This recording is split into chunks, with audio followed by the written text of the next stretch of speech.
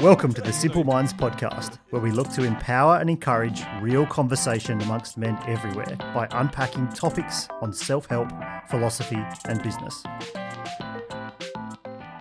Firstly, welcome to everyone. This is going to be an episode of Simple Minds podcast, and but we thought we'd do it a little differently, given that we're all sitting at home and not really allowed to go anywhere.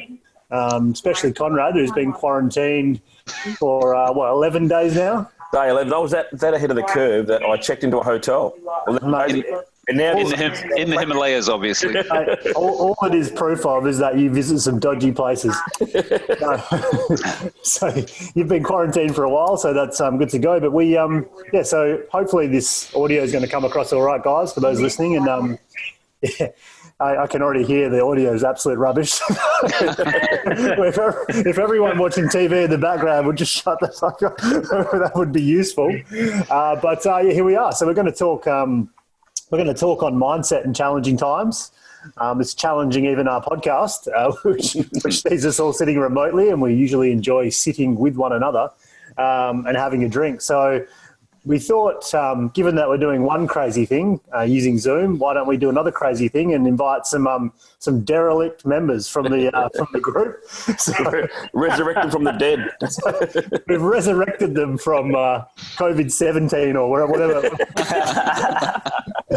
And so we're joined by Michael Duncan. Welcome back, Mike. G'day. Thank you for the invite. It's awesome seeing the original crew back together. It is Very cool. The original founding origin crew. And what are you drinking today, Mike? Because we have to obviously all drink something different. Of course. I have gone the Cooper's Pale Ale. It is a beautiful drop. It's been in the freezer for an hour or so it's just at that perfect chill temperature. So very happy. You look very happy. Thank you. Maybe it might be a bit different towards the end of the show, but we'll see. And Marco No, welcome back, mate. Thank you. Thanks for the invite as well, guys. Really pumped to be back with everyone.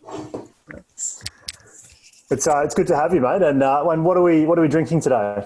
We got a little jam jar of Jesus martini.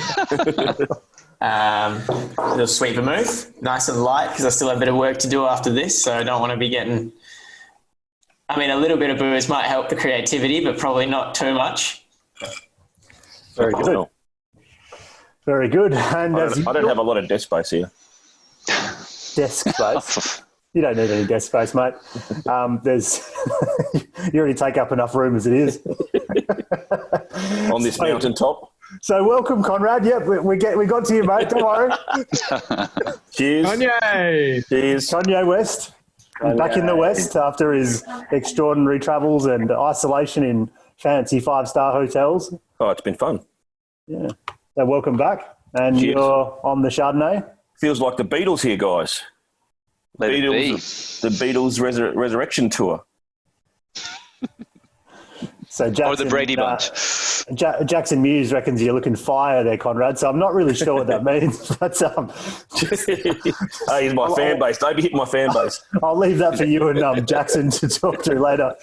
He's standing right in front of me, Jackson Mewes. So. That's nice. Bring him on.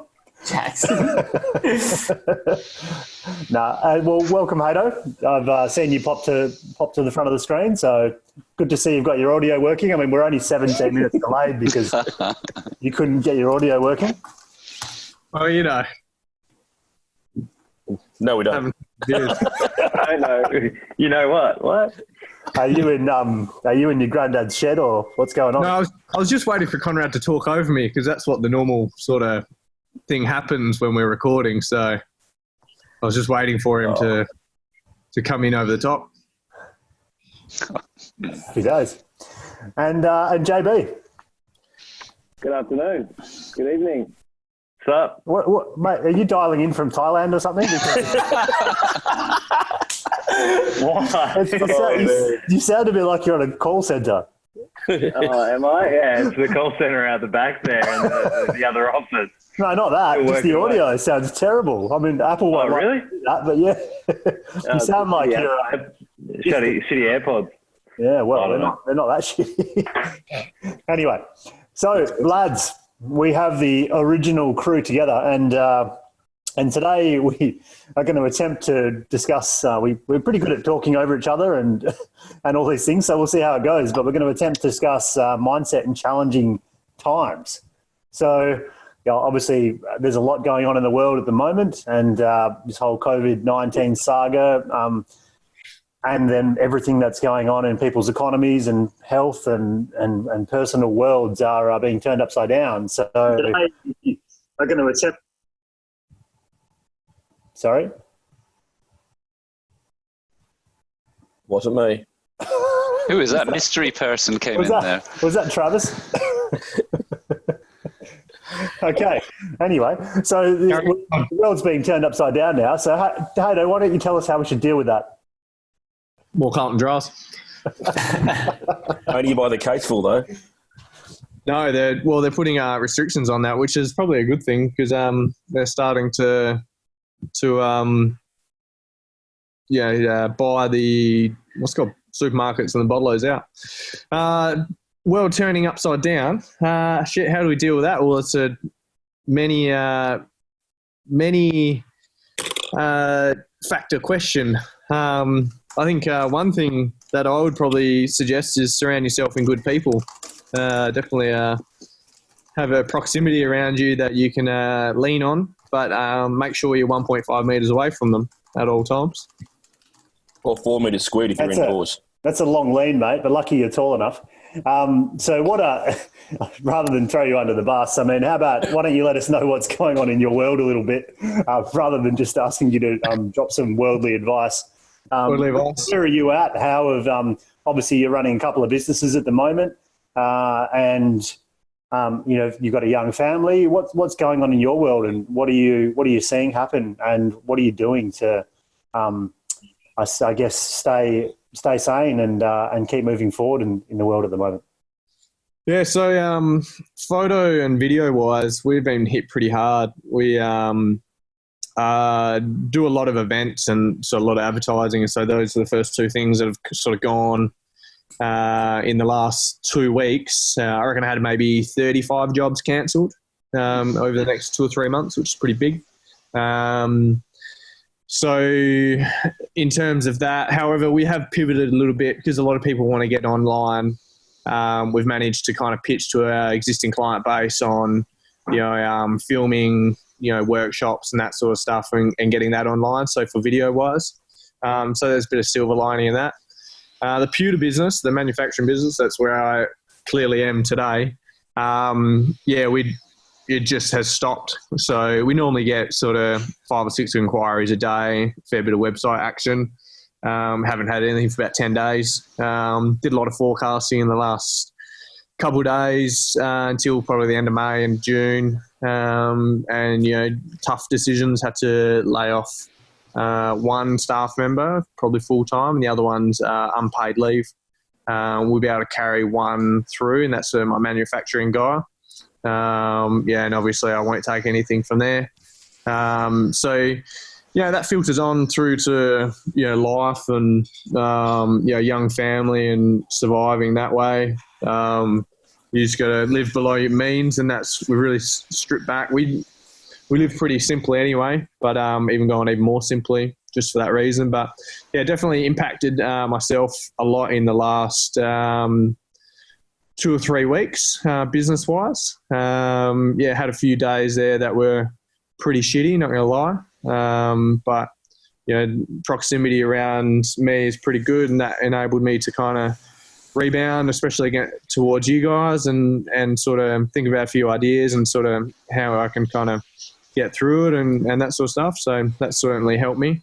But yeah, it's just sort of day by day now. It's not, being too rash or, thinking the world's ended. It's some stuff's going on, and we just gotta take the right precautions, but also, keep churning, keep trucking along. Trav, how do you find the kind of wave, when you're doing your day-to-day stuff just now, which is obviously very different than it was a couple of weeks back? you find that sort of wave of not panic, but wave of sort of concern that comes over you and then sort of disappears. Are you finding that? Are you finding yourself sort of, the mind is obviously working overtime and trying to keep it sort of calm and keep it focused, but then every now and again you just get this thing sort of moves through you and you're like, this surreal sort of feeling. Are you finding that? Yeah, so start of the week, probably Monday, Tuesday were Sunday, Monday, Tuesday were probably my biggest days that I really, my emotions were a roller coaster for sure. And it definitely comes like that. So you have those feelings, then you rationalize it, and then you sort of go through the next thing, and then it sort of just kind of snowballs, and you find it snowballing and it amplifies, and until you sort of really break that, thought pattern, and that, like I said, with the proximity of especially you guys, that was that thing that broke that sort of snowball and split it. But certainly not so much now. Much more centered, much more understanding what I want out of this as well, and understanding like how you can make the best of a bad situation.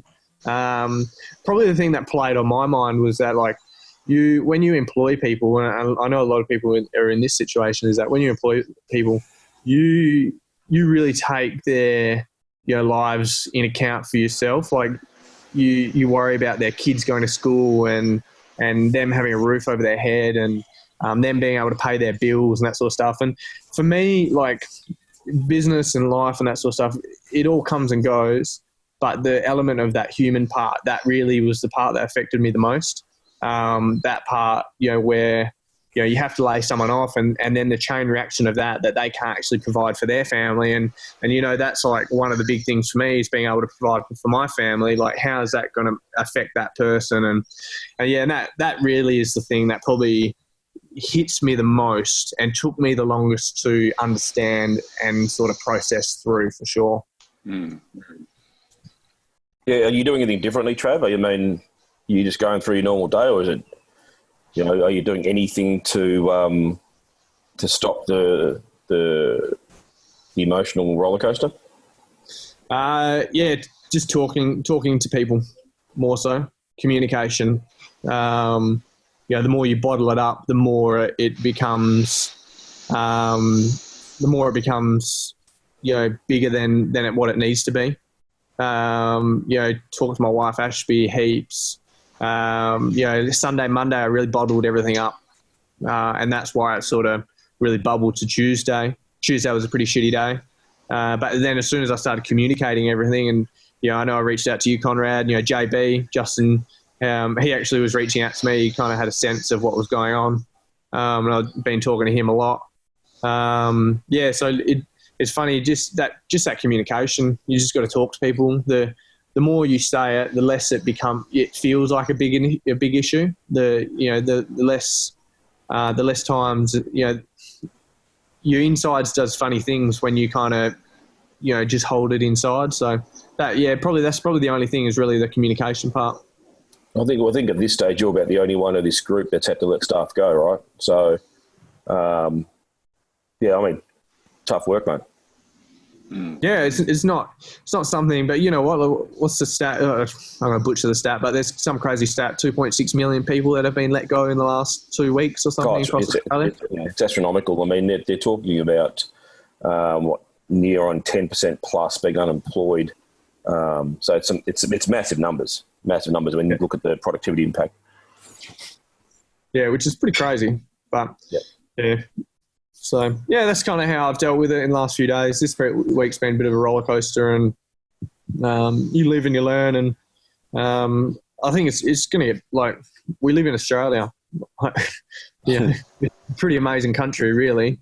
Imagine going through this in somewhere in Africa or, just like try New York City, mate. You don't need to be in Africa. Yeah, New York City, there you go. Like, how tough would that be right now? Yeah. So, that piece of gratitude. I know that's very cliche. Like I'm in Thailand.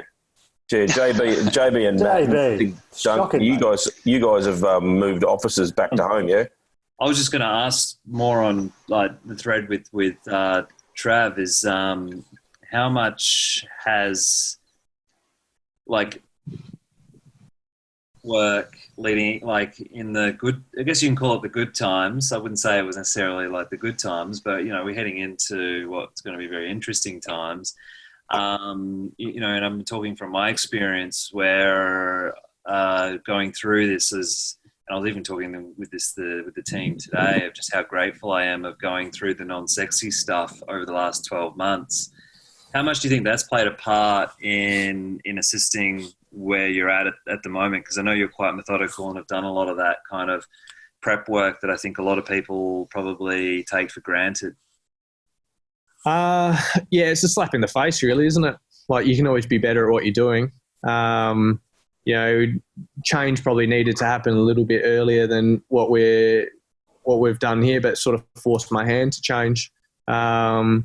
It sort of hits your ego in that way as well, because you think you're sort of on the right track and you're doing the right thing, but realistically you're not. Mate, I'd say that the opposite. I don't know. What are you talking about? I mean, you've put a lot of good stuff in place over a period of time. At the moment, and I'm having a lot of conversations with people, they don't know where they're at. And you knew where you were at quick enough to be able to make fast decisions, even down to staffing. Most people don't know, like, which way's up. And that's not true, mate. That's not true at all. I guess that's where you because you have to take those steps, you deem yourself a bit of a failure, don't you? Rather than looking at it as a positive. Well, the choice is yours, Trav. I mean, I think that's you don't have to take it as a failure, mate. Yeah. Yeah, I think the work that you've done on yourself, self-development over the last 4, 5, 6, however long it's been, has put you in a better stead than it could have been, say, if this happened 10 years ago, or whatever. Do you think that's what the work you've done personally on your self-development has helped? Yeah, absolutely. It just enables you to catch your reactions quicker. Like I was saying, at breakfast on Thursday, we, instead of something going for 2 or 3 days, something that went 2 or 3 days, like where Monday, Tuesday, Wednesday kind of snowballed, 5, 6 years ago, that would have been 3 weeks, until I really there would have been a breaking point, and then I would have reflected on it. I would have felt really shit for a while, and then, would have gone reset. But doing reading and understanding yourself better and having that awareness, it's given myself the ability to catch your reactions quicker and understand why you're either feeling that way or understanding yourself in this situation. So in a short answer, it's certainly helped, because I think it's minimized the time that it takes to sort of catch yourself in that sort of vortex or, downward spiral. Because your feelings aren't real, hey? Yeah, correct. It's just your perception of it. Yep. That's the big thing. It's you have done the work, and it's just drawing on the work and the tools and all that stuff that you've got just to help you orientate again. Yeah. I think, and going back to you, Hannah, like, for sure, you put it in a light like that, I see it as a failure, at the moment, until I probably truly reflect on it. It's only been 1 day, so I haven't probably reflected on it being a positive yet. It's something that I really need to do. So, thank you for that point too. It is, but, because, I haven't been through it all with you at depth. I know a little bit about it, but what you've done is you've given the business and everyone that's attached to that business the chance to come out the other side. If you hadn't made difficult decisions because you knew your cash flow and numbers, you knew what was going on, there would have been no chance. A lot of people are locked in indecision, which has locked them into inaction, which means they have zero chance. At the moment, they might be floating along, but they have zero chance of coming out the other side. Where if you've given the business every opportunity, and you'll continue to. That's how I see it. So you can look at it how you like. That's where I was actually coming from, Hato, was referring to what Adam's acknowledging you for, and you took it the complete other way. You too. Go and stand in the corner, mate. I was referencing, like, we're grateful and the network's super important, but I was referring to, having your budgets in place, having your cash flow. understanding your numbers and being able to, as Matt's, acknowledging for you as well, being knowing when to pull the triggers quick enough.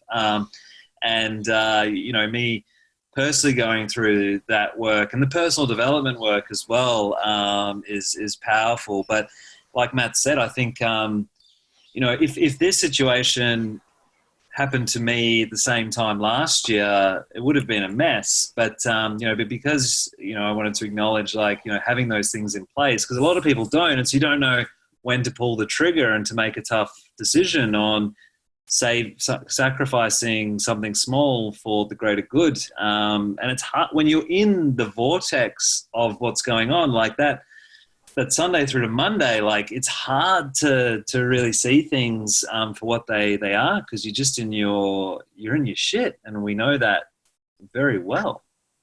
Yeah, well, sorry for taking you off on another tangent then, but 100% agree with you. The ability to see the data and understand where we're at was amazing because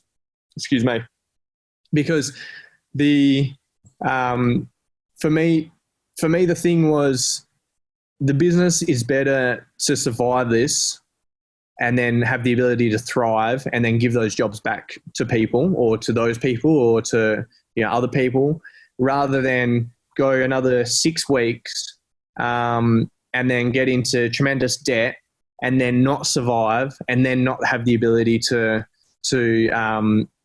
give those jobs back or employ people or become a better business out of it. So that's with all having all that information and all that sort of all the work done of the unsexy stuff, as you say, was super important, because it made me have the discussion with myself of going, this is going to be fucking shit.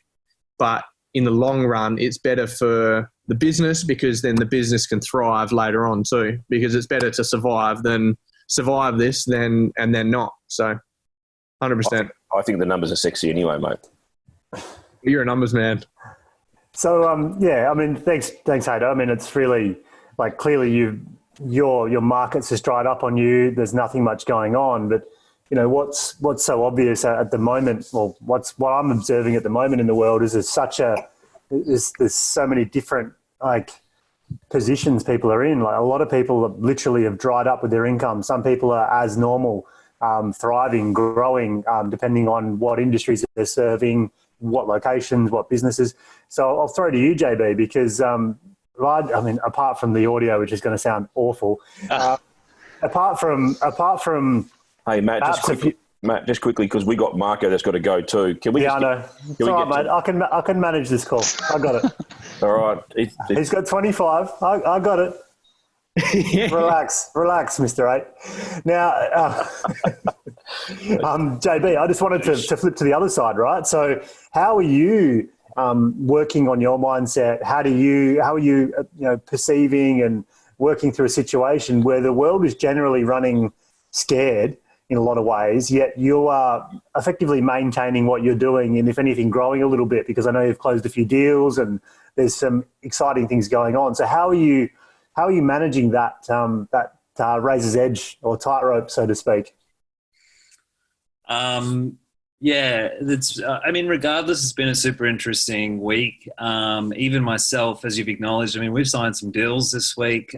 We've pretty much hit our sales numbers for this month, and I've got a handful of deals on the go waiting to be signed. And so I'm in a very grateful position to, I guess, the contrast of what's going on. And the weird thing is, I still had my moments over the last week of anxiousness and fear of what's really going to happen. And the deals weren't signed, so nothing's legit until it's it's signed. And people were taking a while to get back to me and whatnot, and even the idea of we might need to hire still is actually still scary, because you don't actually know what's still going to happen. I'm connected to the property space, as well. And I think, we don't know what the impacts of that will be for probably a few months at this stage, but there'll be some impacts, like Conrad was referring to, talks of up to 10% unemployment, right? There's no doubt going to be some impacts. But I think, it does, for me, it's been trying to reconnect with the team, remind them of our mission, remind them of what we're trying to build, remind them of what we have built and why we built it. And if anything, acknowledging the gratitude that we've got the work, that we've got excess work. Let's not disrespect it, even if it's sexy or not. And I also feel that, I guess kind of like with Trav, is that I'm so grateful that we've done a lot of the prep work over the last 12 months, because I think it'll be a very different story. And I think the other thing is, what's become obvious to me is you've got to make sure that you diversify, because we've started to try and get some kind of infrastructure projects and government style projects, and making sure that you don't put all your eggs into one basket, and not going too all in. And I think we've talked about this before. There's no coincidences per se. There's definitely a coincidence in kind of some of the shifts that we've had over the last few months, which has allowed us to be in a position to take on those type of jobs. Look, I'm digressing a little bit away from your question. I guess the short answer is regardless, I've felt the ups and downs this week just due to the collective people and the media and just everything. And I think it just comes back to the same thing of what Trav's talked about, network.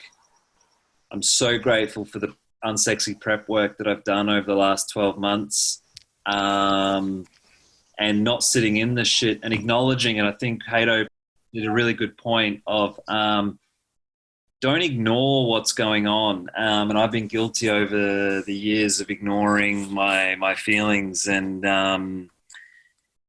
that only makes it worse and puts you in state of inaction. And I've had to let go of staff before, and it's not fun. It's not nice, and I probably took way too long to do it. But those things make you stronger. They make you tougher, and what resists persists. So spend some time acknowledging what's going on, but don't get sucked into that, I think is important as well. So everyone's freaking out around you. Don't get sucked in and collude on the freak out. I got people calling me freaking out about all of this, and none of it's happened yet. What they're freaking out about hasn't actually happened yet. So no need to freak out just yet. Control what you can control. Is that Conrad that's been calling you? Yeah. He's calling everyone, mate. He's in ISO. If you're on his phone, you've received a call. A call, mate. Oh god! If you're in his phone, you've received. There's probably 2,500 to 2 phone call to text ratio. Oh god! And if you've Every hour on the hour. What are you doing? You're draining your iPhone battery about 4 times a day at the moment? 5 times a day. He's It's going up. Wait, is that real? Yeah. That's for real, man. Oh, Jesus. So we'll come to you in a minute, Conrad, but we're going to flip across to good. Marco. You're good, I know, but we're going to flip across to Marco. Thanks, JB. Where are you at, mate? I mean, you're relatively not fresh, but still establishing yourself in your current career, and you've been in a couple of different locations, and now, as a videographer, have you found yourself in the same position as Trav, where some of the type of work that you would be otherwise doing is dried up, and or not, and how are you feeling about everything at the moment, and what are you choosing to focus on? Yeah, similar to Trav, all of the work has either been postponed or cancelled. the projects and clients that I fell into were so lower numbers, but basically I had 2 milestones this year. One was a international cocktail competition over in Miami, and then the other one was going to be a bike ride through Italy or Spain, covering both of those, and they were essentially ones that were going to help me hit my targets in terms of financials this year, and they've both obviously been postponed. And then all of the local stuff that I do here just keeps me ticking over and developing my skills in between. But the work there is gone, and I think the real realization that comes from that, and I remember thinking this when I got into it, and I remember thinking I want to be good enough that when no one wants video, whatever that meant, that people were still wanting video from me. And here we are, and my work's dried up. So basically I haven't hit that target yet, which makes you go, okay, how much value do you bring in a space where there's no demand. So I didn't differentiate enough. I didn't get good enough. So that's a big slap in the face, which is good. Like I take that on and I accept that and I use it to motivate me. I'm lucky. Well, I'm not lucky. I've done a lot of work in positioning myself, I'd say, with my previous career. I was frugal. I've always looked after my numbers. When I did hit the ground running with video, I made good money and I wasn't drawing down on my savings. So I'm fortunate that I've got a bank that's got at least I'd say, 6 months if I'm still spending unwisely, and a year and a half of just being able to draw down on. So that puts me in a really fortunate situation. And so then the question is, what do I focus on? I've got a lot of work that I can repackage and send to clients, and there's already a couple that are interested in that. So there's work that'll pay. But for me, I'd started drifting away from what my vision was, which was creating mini docs for athletes and sharing their story. And, it's something that I've just been sitting with every day. Is last year I went to the Stirling Ranges, I went to the Cape to Cape, and then I went to Larapinta, and I filmed a shitload of footage of an incredible friend of mine who went and broke a bunch of ultra marathon records, ran 240 Ks, broke holds a world record for that. And I've just been sitting on that footage because the reality is I was too scared to make my first documentary because it wouldn't live up to what I expected of myself. But now in this time, I'm choosing to, face that each day, set targets and start working through it. And guess what? I'm having heaps of fun doing it. I'm also super frustrated at what previous Marco was choosing to film. But, this is your fault. Yeah, no, it is my fault. But it's awesome because for me, this is an opportunity for me to focus on that. And I'm working through it, and I'll produce that at the end of this, as well as producing work for the other clients. So I choose to focus on that. And the one thing that I'm making sure that I'm doing daily is, like has been mentioned by Trav and Justin, is acknowledge how you feel and where you're at, because I have the vision, but you can't just will that vision into existence without accepting where you're at and creating that disparity between where you want to be and where you are. So every day I'll pick one of the visions that I've got. So there's 6 or 8 of them. Every day I'll look at, okay, what's the vision? What does that look like? But then where am I at? So for example, with this mini doc, it's gold. With the mini doc, it's like, okay, I have a vision to bring people into Shane's mind. I have a vision of sharing that adventure. I have a vision of inspiring other people to run from watching it. But where am I at? Well, actually, I'm at the bottom of it's like 600-700 gigs of footage. I'm at a point where I still don't believe in my capabilities. I still don't think that I can't see the structure, and that's all it's all like doubts in myself. But it's important to acknowledge that, because when I look at those and I realize either where those feelings come from or that they're there, just like Trav said, you start to accept them and you start to give yourself the choice to put the power in the vision. So it's not that those feelings don't exist, they're there and you have to accept them. But it's really, it's amazing when you write that out and you look at all of your fears, you look at them on paper and then you look at your vision. You go, fuck, I feel that way, but I don't believe those things.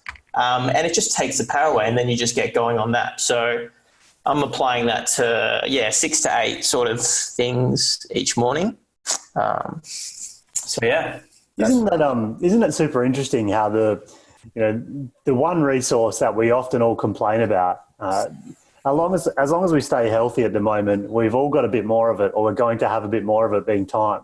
So like all those people that I want to do this or that, or those things that time's been a big excuse for a lot of us, and it's really interesting to see that time is allowing, and obviously through shitty circumstances where you haven't got income or lesser income and all the rest of it, but it's allowing you to work on a project. And frankly, just by hearing you talk about it, I've got goosebumps from it, because I know how you apply yourself and how you create content, and that type of content will be phenomenal. And it's just so interesting that you've sat on that bank of, footage and it's taken this, this experience to go, you know what, I'm going to make the time to pull that out and to take some action on it. Yeah, you can look at it as a blessing in disguise for sure. And then I can't just be like, oh yeah, I just decided to do it. We did a bit of work with Trav and Justin, uncovering or just looking at why I was deferring it. And really it just came down to me choosing to waste time. So in all honesty, when we didn't have all of these restrictions in, I'd put in a coffee here, I'd put in a coffee there, and they'd be good interactions with potential clients and some prospective projects come up, but it'd really break up my day. And at the moment, I'm literally just sat at my desk working blocks, and it's how it should be. So for me, it's been a positive experience, and I have to be careful because I'm comfortable in withdrawal. That's where I hold my power. So for me, it's about making sure that I'm connecting with people. So today I was a bit resistant, as you saw, to join in on this call, but it's important for me to connect, right? So it's important for me to continue to push myself, to put myself in spaces like this, because... Just to cut you off, dude. So Marco says, yeah, awesome, I'm in. Oh, hang on, don't lock me in for that, because I've got to move this and do that. I was like, bro, see you there. And so I'll just fucking hell, mate. You've literally got fucking 2 voices going on. Should have known. Hey, I'm here, all right? So shut the fuck up.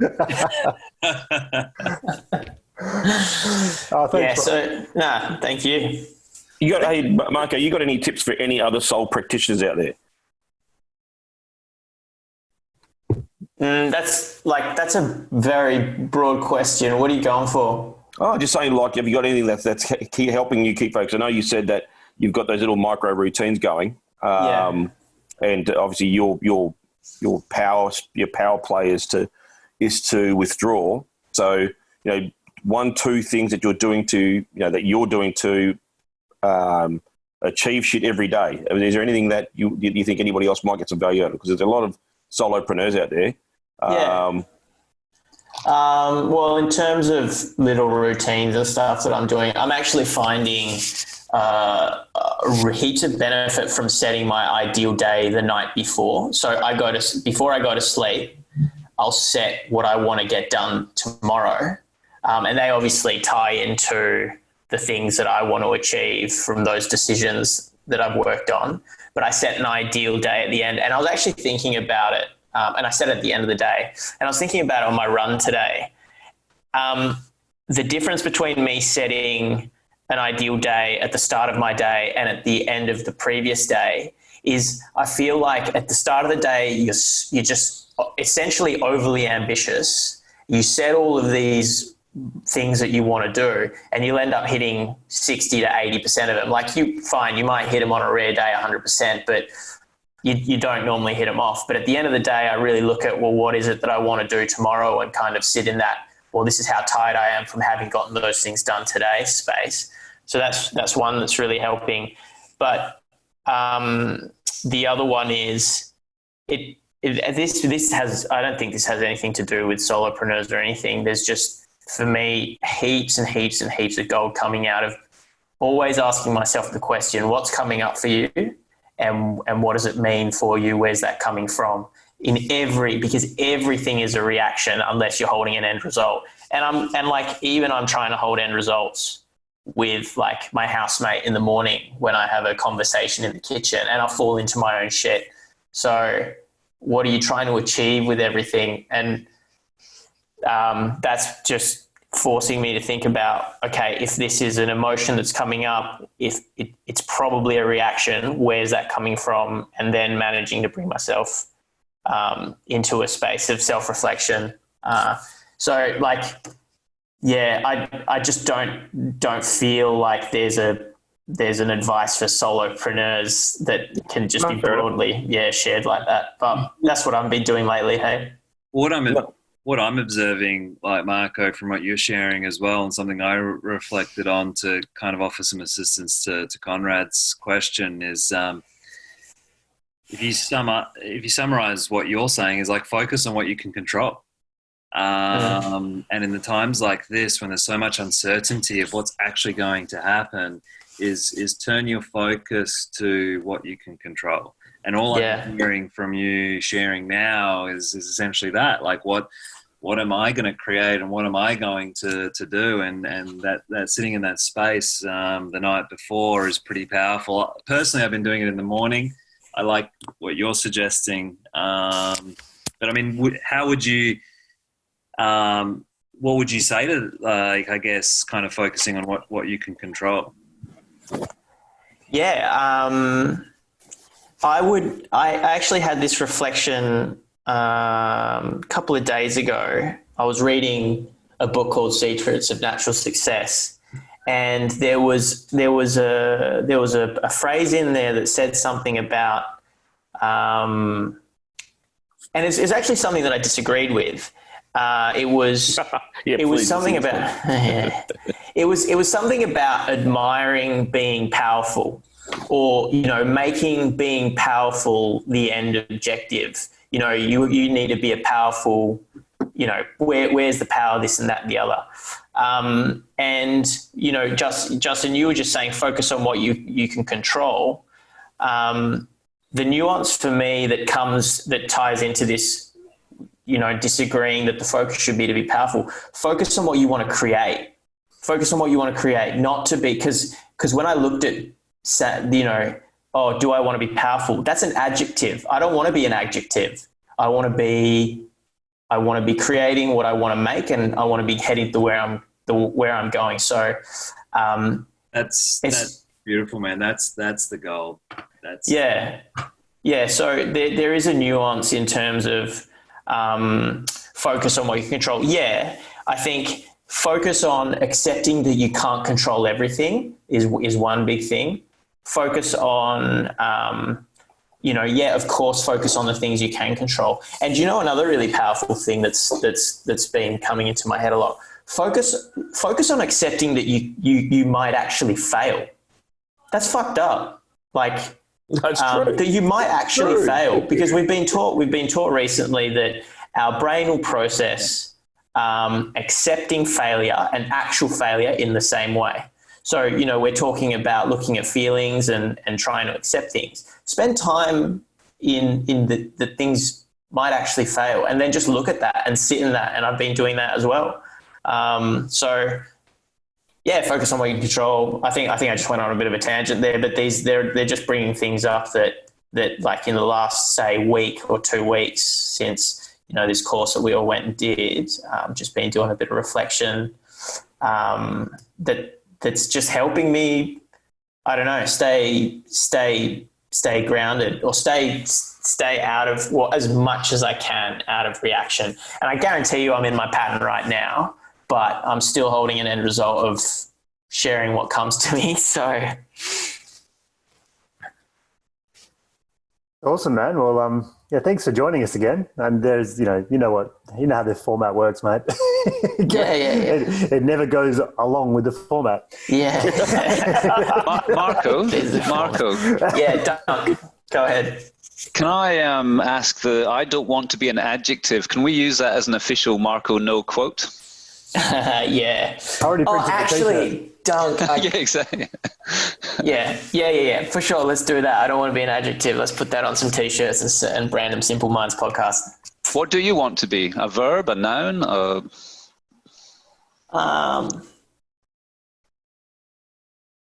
Yeah, I guess I want to be the product of my actions.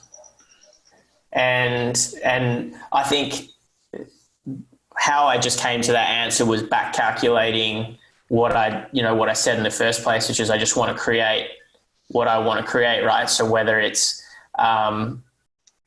working in the space in my career that I want to work in, having the relationships that I want to have, the lifestyle that I want to live,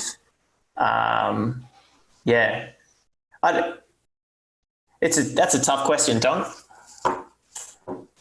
It's a very engineering answer, though. Is it? I didn't look at the answer. I just said what came to me. Back calculating. Awesome, bro. Well, we might love you and leave you if you have to head off in a minute or two. So that was time. Yeah, I've got a couple of minutes, but I'll just see how this goes, and then I'll sign off in quietly. But thanks, I really appreciate you guys having me again. That was awesome. Thanks for joining, mate. Really appreciate it.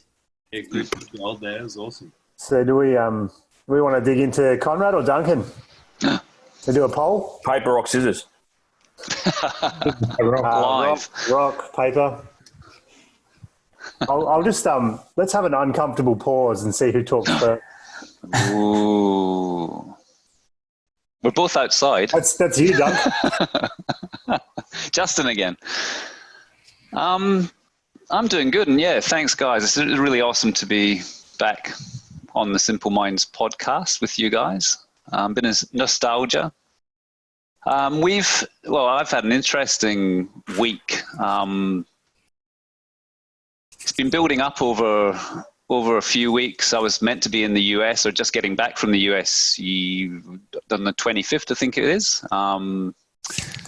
So I was meant to be going to South by Southwest in Austin between like the 13th and the 25th. And the 2 weeks before that, obviously things had started to kind of, like the media coverage, then obviously all the big companies pulling out of South by Southwest over the course of a week. You know, it was just building. And then the Saturday before I was due to fly out, they canceled it. And so I've been sort of watching what's been going on for probably about a month or so now, which has been really interesting. It's this week I've felt very alive, which is really strange. I feel my senses are very heightened with just everything, every interaction with somebody, you know, on the road, at work. I feel that I'm really being precious with how I react to anybody, and sort of trying to sort of not overreact. And it's a really different, senses of kind of, my spider senses are definitely tingling a little bit. It's an interesting thing. We've been given this massive like king of exams for human nature. It's like it's been forced upon us. And you know, what study have we been doing over the last few years to try and prepare for something like this? Not that we were ever preparing for this, but just sort of working on ourselves to try and, you know, reduce an impact, and it's a weird thing because it's an impact that we've never been in before, or a situation that we've never been in before. So it's sort of, it's just a really strange time. Work-wise, we're doing good. We're all working from home as of yesterday. See Marco, he's disappeared. All working from home as of yesterday. The business is in a good position. We had, actually, it's funny, one of our big clients, like a monthly retainer client, who is a luxury resort in Bintan, which is off Singapore. I mean, we've been feeling it with them for about a month now, because they have a lot of Chinese visitors, and they felt it like weeks and weeks ago. So from a client perspective, they dropped off that sort of about a month ago, so quite early in the piece, I suppose. So even from a business side of it, it's been sort of there's been little touches of it on the business, but just super grateful that we're in a good position with the business from a financial point of view. And like I was saying to Trav before, I mean, if this had happened 10 years ago or 8 years ago, where I hadn't got my shit together with my accounts and with finances with the business, because I was a sole trader before, but now we've got a team there. We're a legit company, which is good, and we're feeling it, but we're staying positive. We're over communicating with clients, and I think, as you said, Trav, communication in this whole time, be it with family, clients, you guys, friends, the communication is going to be the key to getting through this. And as I said, you feel it bottling up sometimes, feel that wave coming over you, and you sort of maybe feel like a bit of a rabbit in the headlights, and then, then that sort of clears, the mist kind of clears, and you come out the other side, and it's a roller coaster, but it's a roller coaster, and even from a family perspective, we're at home, we've got all four of us in here now. We've kept routine. We've tried to keep the routine as much as possible. I think that from a practical point of view is something we can all do. Something we can all do that's going to really help, get up at the same time, take the dog a walk at the same time, get into nature. And that's what I love doing in the mornings and in the evening, is just getting outdoors and sort of detaching yourself from media and social media news, whatever it is. It's sort of, be like Conrad, be in nature all the time. Go to the top of a mountain, literally, and go and stare at some stars. It's Hey, I'm the nature hippie. Your background is not as natural as Conrad's. Come on. But actually, literally, it's the first time we've done this. The other night, all four of us, Sam, Emma, and Joanne, my wife, got into the car because there was no moon. Got into the car and headed up into the hills and went up to the Perth Observatory and sort of parked the car in the middle of the darkness and just got out and stared at the sky. It was just a really, if we can start doing more of that sort of stuff, I think we'll all get through this. So connect to nature. Try to keep your routine as much as possible, even though the routine is getting smashed about like something that gets smashed about. Mate, see that door there? Well, I've just moved house, so there's stuff everywhere. And behind that door is a mattress leaned up against the door because my three kids are making that much noise. It's not funny. Yeah. You want to be the BBC guy where the kid walks in the background. Yeah. No, they can't get through. My routine is off the chart. It's not even close to normal. Yeah, I take your point. You moved house this week as well. Great, great time to do that. I must say. Perfect timing. But yeah, we're good. We're good. And I actually want to go back to, on a nostalgic point of view, want to go back to an episode of the podcast where we talked about Plato's cave, where a lot of society are in that cave just looking at the shadows on the wall, and certain people go out, look at the light, and sort of get ready for seeing what's real. And I think, the whole of the globe has now been forced out of the cave by bats, funnily enough, forced out of the cave, and the light is blinding for some people. And it's an interesting time. So I was thinking about what we could talk about that had a bit of nostalgia today. And we can put it in the footnotes of the show notes about which episode you can go back and listen to that about. But yeah, it's a real stark reminder of kind of what's real and what's not. So it's, try not to get stuck in your shit, which we will all no doubt get into that at some stage and get out of it, hopefully. But if you feel like that, talk to somebody, talk to anybody, walk down the street, say good day to somebody, start communicating with as many people as you can. Yeah, good. That's good info. You've been incredibly not yourself so far on this episode, Conrad. Mate, what do you mean, mate? Well, you're pretty quiet. Like, you're kind of operating like reasonably. And I've had 11 days of practicing what Zoom etiquette looks like, man. Knowing when to shut your mouth and knowing not when to shut your mouth. It's tough, isn't it? No. Well, why don't we go to you then, Conrad? So thanks, Mike. I appreciate it, mate. And there's Mate, well done. Apart from your piece of advice around the routine, I will attempt to keep some routine, but it's not working well for me. But no, look, appreciate it. There's a lot there. You know, you're right. It's personal life, it's work, and there's a lot of considerations. And everyone's sort of set of data that's coming to them is different. And I'm not too sure if we're all out of the cave or if we've all been stuffed in the cave. But exactly, we'll see. So, Conrad, how you going, mate? Fuck, mate. I mean, I reckon that cave, Plato's cave analogy is phenomenal, particularly right now. So, yeah, well done, Mikey. What do you want to know, Maddie? It's question and answer time now with Conrad. Oh, okay, knock yourself out. I'm loving it, man. It's like, this is almost my dream. Like, I had this dream a long time ago that I wanted to live on my own on an island and not worry about fuck all. I mean, actually, that's exactly what you were saying. About 18 months ago, you were like, I just need to go to Costa Rica. Yeah. I don't want to see anyone or do anything. And you've kind of created it. You've just been at the Melbourne Hotel instead. Yeah, blame me, everybody. Yeah. No, I don't know. I mean, isolation's tough. Isolation is hard. You know. So what's 3 lessons learned from isolation? Gratitude isn't really gratitude until you've actually got tons to be grateful for. So journaling's been interesting. I mean, you know, you can see some real surface stuff until you get into probably around day 7, day 8, and I think I shared with you guys on at our Bricky Club.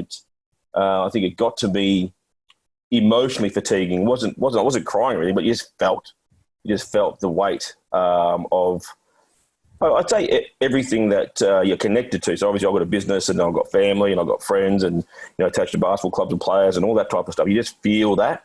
And when you're stuck inside, you can't lead the way you're used to leading. So you've got to get creative with that. So yeah, that's been interesting. I asked for 3. 3. Oh yeah, sorry. 2. So yeah, gratitude journaling and reevaluating how you connect. Mate, stay as healthy as you can. You know, that's a real trap. Basically, mentally and physically. You know, I still meditate. I still pray. I still give myself time, probably a bit more time than usual. And that's interesting, observing what goes on in the old headspace. And I'd agree with everybody that said routines. Yeah, your routine will change. I mean, particularly when you're under isolation. I mean, you guys have got a bit of freedom, but when you're pretty much told you can't connect with human beings, that will change. You value things like Zoom. I think I've got RS over the thumb because of all my SMSs. But you know what? It's you know, the amount of people I've connected with that I probably haven't connected with for a while. I'm also dealing with a mate's mum who passed away and a friend who's not doing overly well. So that side of the lack of connection has been extremely challenging. And I was talking to my mate's partner last night, and trying to emotionally comfort him at this moment is tough. Yeah, that's been hard. And I say I don't feel guilt, but you know, those things are hard to not feel guilty about, not being able to be there for people that you love. Yeah, it's an interesting one, isn't it? Like those sort of situations, and I've heard of, I know of a few people that have either had to attend or had family involved in funerals and even weddings. Yeah, people looking to pull them forward, and I've fielded a couple of questions around live streaming. Yep. Because all of a sudden they're like, what can they do, right? They've got only a couple of people can be at these major life events, and normally they're used to having the energy, right, of all these other people, whether it's a wedding or even a funeral like this. I'm sure it would be very unusual to be at a funeral with only a couple of people and experience that environment. So that, as I said before, everyone's experiencing a whole bunch of different facets on how this is affecting them, right? And you've been in isolation, and you've obviously communicated really hard. I mean, I've noticed personally that I feel like I've seen my team's faces more often and communicated with a lot more people more often face to face now than I would normally in my day to day. And you've clearly accelerated that really hard whilst you had to isolate as a counterbalance. So did you do that deliberately, or did it just evolve that way? No, I mean, I was in Indonesia the fortnight before this all escalated, and I was getting daily updates and doing as much as you can to stay abreast of everything. And then obviously the government flipped the switch on my journey back here, and I missed it. I missed a cut off by a day, so I had to think on the run, check myself into a hotel because I wanted as good an internet as I could do, and I wanted to give my family and friends some space and time to help me prepare my house for the second week. So, I mean, because obviously running out of toilet roll in the shopping centres were going crazy, and I didn't want to send my mum through that fiasco. And so, just bought myself some time, enjoyed a couple of baths, got up, walked to the desk, walked to the bathroom. Literally, I don't think I would have covered 100 metres in 7 days. But that's effectively what I did. But I did it because, again, the most important thing was staying connected to my team and being able to lead them as best I could, knowing that I was walking into an isolation situation.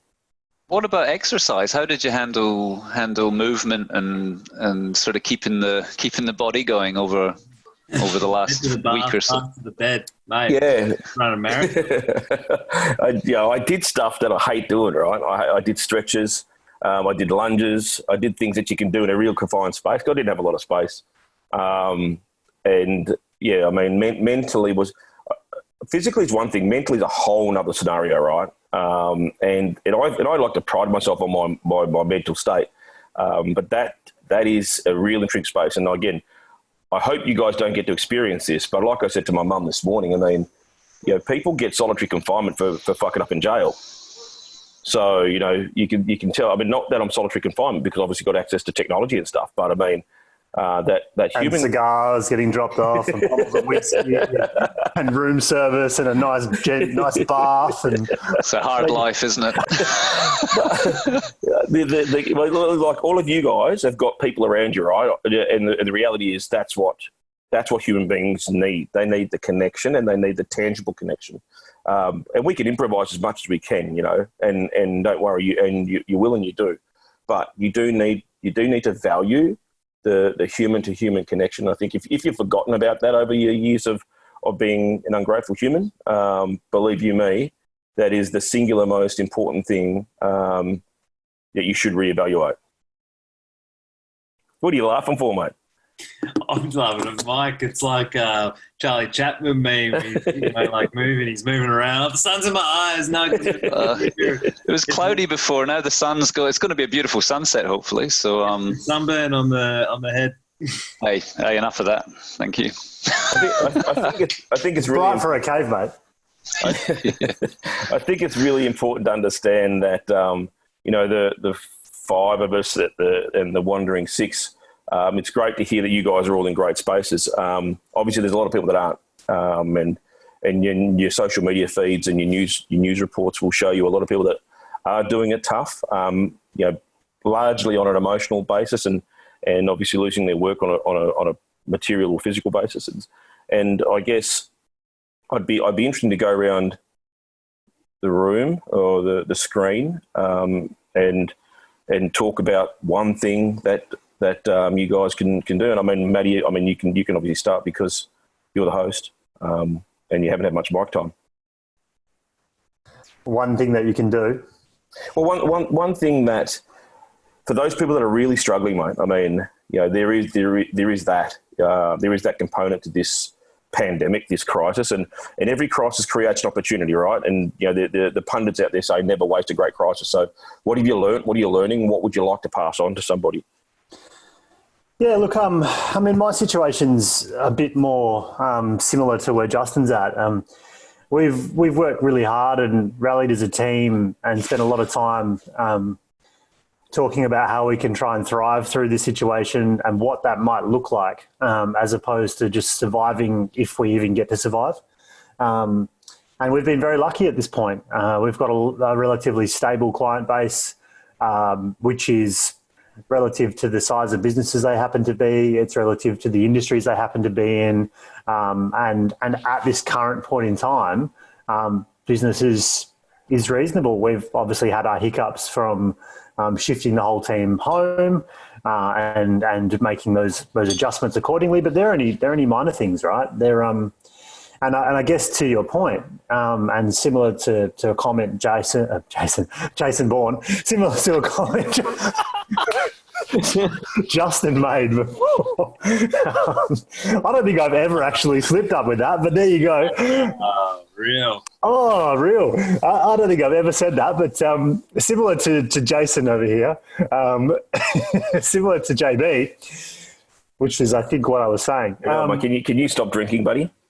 Yeah, well, if you send me something better over, I probably will. But similar to JB, I've still had got into my shit a little bit. I've had a couple of patches where I've gone into the patterns and started feeling melancholy and other things, and I don't, then felt very frustrated because what business have I got feeling like that with what's going on with a lot of people at the moment. But we all have our own patterns and our ups and downs, and I've been heavily focused on leading my team and working with them to try and thrive through this situation for the benefit of all of us, all our families, and every family involved with all of our clients, because we have a lot of clients and they need our help as well during these times. So that's where my focus has been, and I've just been able to catch myself relatively quickly, but also know that it's and this will be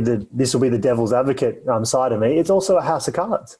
I mean, at any point in time, something else could change very quickly, and our whole client base could be zero. But what we've chosen to focus on is what's right in front of us at the time. Each individual meeting, each individual situation, and at the moment, that has served us in not procrastinating in I guess freaking out and worrying too much.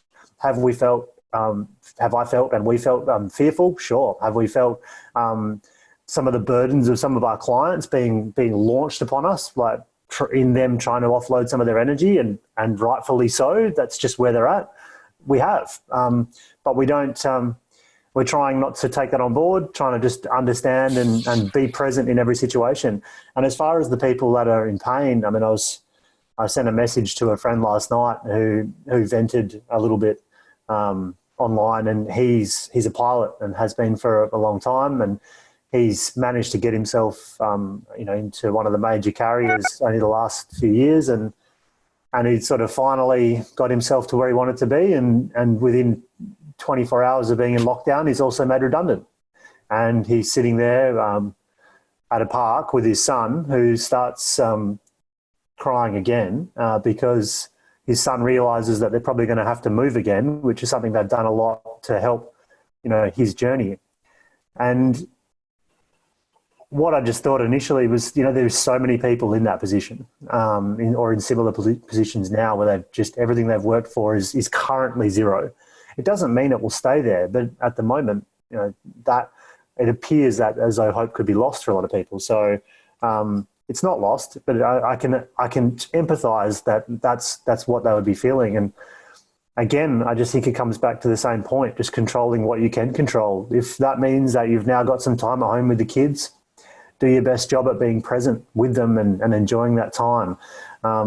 What I wanted to write to him, which is probably one of my next messages to him, is you just sit on it, and the next opportunity will present itself, because he's a great caliber person, and whether that opportunity presents in aviation or somewhere else, that will present. It will pass. So I'm obviously not there right now. I could be there tomorrow, but all each of us can do is look after those around us and do the best we can every day. Cool. Trevor, you got one piece of advice? Yeah. My piece of advice, like a bit of context behind it, I guess. I think the biggest issue is society moving forward in the next 3 to 6 months will be mental health. I'm not a doctor or anything like that, but yeah, my feeling is that suicide rates will go up and that sort of stuff. So yeah, my piece of advice would be to acknowledge that every problem that you think you have is really only your perception of it and how big it is. It's you that internalize it, and that makes it bigger than Ben Hur. At the end of the day, like, if you strip it back and you go, well, what's the worst thing that can happen? I lose my car. All right, well, what's the worst thing that I have to do? Well, I have to ride a push bike to work. All right, what's the worst thing? And, strip it back to actually what's the worst thing. It may not seem that big. It may do. But, yeah, it's whatever, problems you think you have, that's really your own perception of it. It's no one else's perception. It's purely yours. So, and you're the one that can control how you think about something like that and how you feel about it. So, in terms of a practical, element to doing that, it's just trying to catch yourself, making things bigger than they really need to be. Cool. Mike? What would be one bit of advice? I think, just try and go the next level with connection, which is what Travis said right at the beginning. Communicate, hug a little bit tighter, and, just obviously with people just in your house, not with random people on the streets. We want to still keep that distance, but, just connect. That's it. That's as simple as I want to keep that one, I think. JB? I think quite a few things that have already been said is really powerful. I mean, going through this crises, as some will define it as, has really allowed me to acknowledge what I've taken for granted a lot. And I think, everything that everyone said, routine and connection is super important. But I think a little bit of like what Hato was saying around, what you think is going on is not really what's going on. And the power of mental... That's a whole other episode, mate. That's a whole conspiracy theory episode. Yeah, and I think... It's next week. I really would love people to try to sit with that a little bit, in that, because I do agree as well, mental health will probably be one of the biggest challenges that will come out of this, and it's okay to feel and acknowledge what is coming up. Don't try to go through everything with a false sense of positivity or a false sense of negativity as well, because I think resisting everything and being ignorant will not serve you. And I also feel that you then need to compound that with just focusing on if you don't know what your long-term vision is, which is a lot of people and a lot of us, is just focus on the first step and then the next step and then the next step. So take the moment to acknowledge the worst case scenario, kind of really just honing in on what Hato's already said, acknowledging the worst case scenario, and then turn and go what we talked about with Marco. What can I create today? And whether that creation is one micro step, or it's making one phone call, or reaching out to one person, that's all that matters. And just take one step. And before you know it, you might end up where you'd like to be, or at least you'll end up where you don't want to be. But I think what's really happening is not happening. And it's much easier said than done. So surround yourself with good people that will enable you to see things a bit clearer. But make sure you're very selective of who you're surrounding yourself with, because if it's with your family who are watching TV 24/7 and a current affair and bombarding you with, oh my God, did you see this? And this is happening and rah, rah, rah. That's not going to serve you. That might be a bit of too much, but I hope that offers up some good information. And, Duncan, you nailed it. Connecting has been really amazing for me. I've actually probably connected more with people over the last week through Zoom than what I have had in real life. And that's sad, man. That's so sad, but I will acknowledge the reality, and it's just just gives me lots of gratitude. So that's me. I'll expand on, because you took mine. I was going to come back to. It's a great time to reestablish or re-examine, what you believe your goal or vision is and what you want to try and achieve. I mean, because for some people, they might get really, really messed up. And so use the opportunity, the time, the space to delve deeper into that stuff, mate. So I agree on that one. I'll come back with another one, and that is become better leaders. The globe hasn't had a cataclysmic event like this probably since World War III. You could probably argue the GFC, but I wouldn't. When was World War III? Which war are you talking about? World War II. World War II. Is that another premonition, Conrad? Well, we can talk about my premonitions, but I'll go back to World War II. But they do say, and you can go back to the American battles and stuff, right? I mean, leaders are crafted at times of crisis, and we have all, and I'm certain people that listen or are listening would agree that leadership on the planet has been challenged for whether it's been existing or not.